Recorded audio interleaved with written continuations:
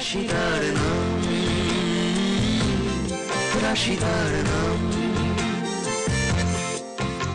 দুটো দিন না খেয়ে কি অবস্থা হয়েছে চেহারা একবার দেখেছিস? এরপরে কিছু একটা হলে কে দেখতে আসবে তোকে? কে দেখবে বল? কারণ দেখতে আসার দরকার নেই, আমি তো খুব খারাপ, আমাকে তো কারো সহ্যই হয় না।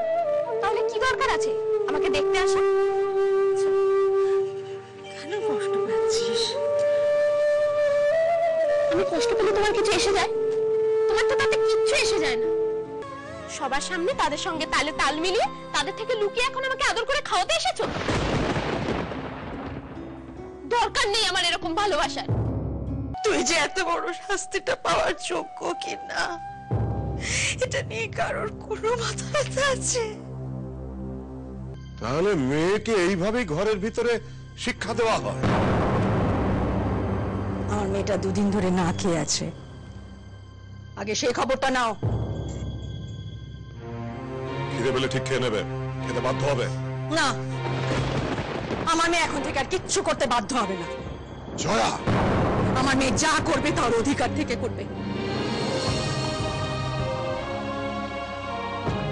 কি ব্যাপার কি তোমার?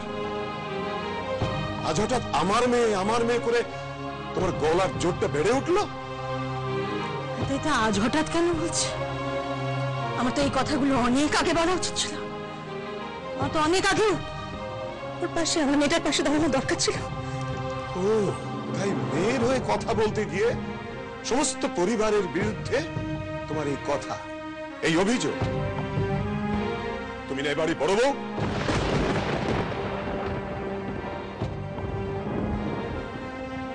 না, আমি শুধু এ বাড়ির বড় বউ নই, আমি একজন স্ত্রী, সবার আগে আমি একজন মা।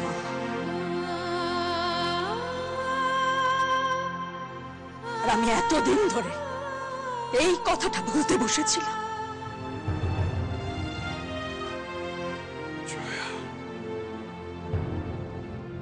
ঠাম্মা, ও ঠাম্মা, দেখো তোমার রাশি এসেছে।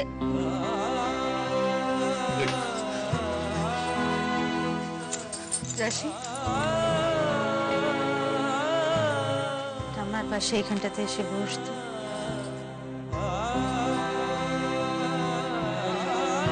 কি হলো? কথাটা কানে গেল না? এসে বস।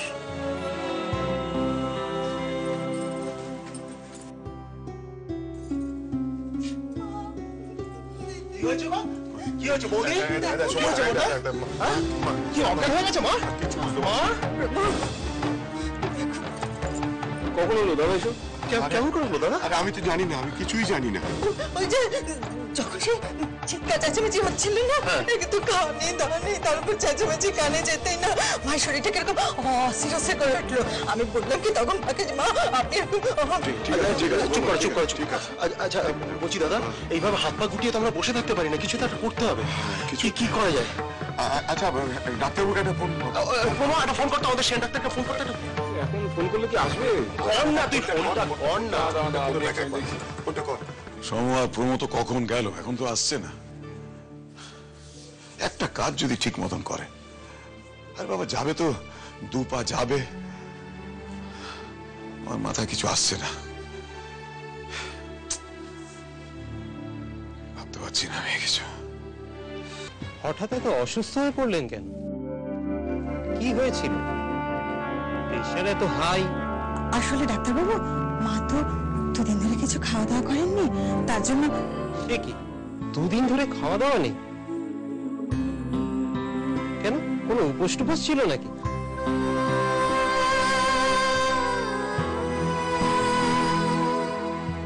আমার মনে হয় ভয়ঙ্কর একটা মানসিক চাপের মধ্যে ছিলেন উনি, যেন একটা ঝড় হয়ে গেছে, যেটা নেবার মতো ক্ষমতা ওনার নার্ভের পক্ষে ছিল না।